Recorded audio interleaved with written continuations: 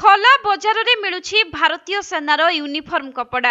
ଯିଏ ଯେତେ ଇଚ୍ଛା କରିବ ତାହାକୁ କିଣି ପାରିବ। ତେବେ ଏହା ଜାତୀୟ ସୁରକ୍ଷା ପ୍ରତି ବିପଦ ହୋଇଥିବା ବେଳେ ଏହାକୁ ବିକ୍ରି କରୁଥିବା ଦୋକାନୀଙ୍କୁ ମାଡ଼ି ବସିଛି ପୋଲିସ।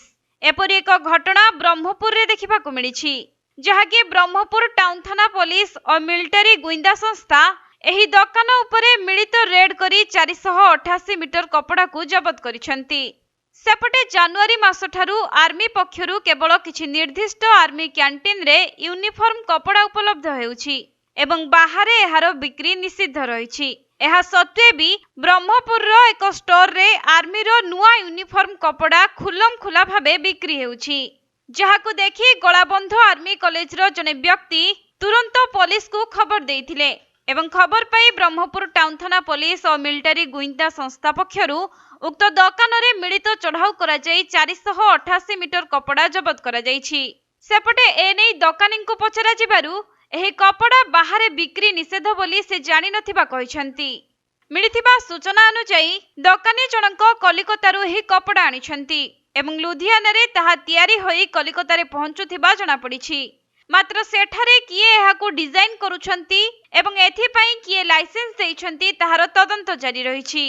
ସେପଟେ ଆଉ କେଉଁ କେଉଁ ଜାଗାରେ ଏହି କପଡ଼ା ବିକ୍ରି ହେଉଛି ତାହାର ମଧ୍ୟ ସନ୍ଧାନ କରୁଛି ପୋଲିସ। ନୂଆ କମ୍ବାଟ ୟୁନିଫର୍ମ 2022 ମାସରେ ଜାନୁଆରୀ 15 ତାରିଖରୁ ଲାଗୁ ହେଇଛି। ସେ ଲାଗୁ ହେଇଛି କ'ଣ ପାଇଁ? ପୁରୁଣା ୟୁନିଫର୍ମ ବହୁତ ଲୋକକୁ ବହୁତ ପରିମାଣରେ ମିସୟୁଜ୍ ହେଉଛି और ମାର୍କେଟରେ ବିକା ହେଉଛି ବୋଲି କାରଣରେ ଏଇଟା ଲାଗୁ ହେଇଥିଲା। ସୋ ତାକୁ ରୋକିବା ପାଇଁ ନୂଆ ଆର୍ମି ୟୁନିଫର୍ମ ଆସିଛି। ତା ସାଙ୍ଗେ ଗୋଟେ ଆଇନ ବି ଆସିଛି, ଗୋଟେ ଲା ବି ଆସିଛି ଦ୍ୟାଟ୍ ଆର୍ମି କ୍ୟାଣ୍ଟିନ୍ ଛାଡ଼ିକି ଆଉ କିଏ ବି ଏଇଟା ବିକିପାରିବେ ନାହିଁ ବୋଲି ଆଇନ ମଧ୍ୟ ଅଛି।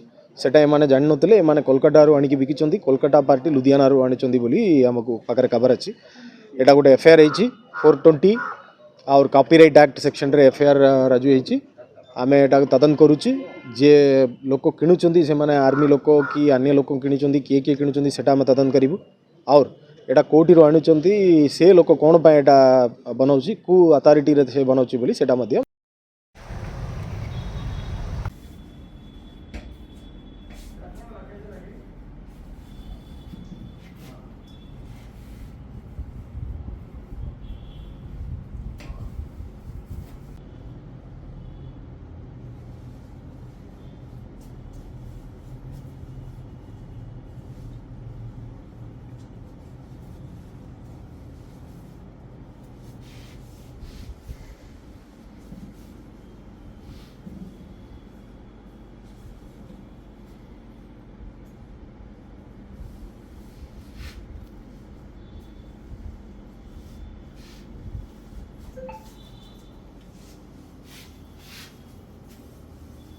ଗଞ୍ଜାମ ଜିଲ୍ଲାରୁ ଜଗନ୍ନାଥ ସାହୁଙ୍କ ରିପୋର୍ଟ, କୋଣାର୍କ ଲାଇଭ୍।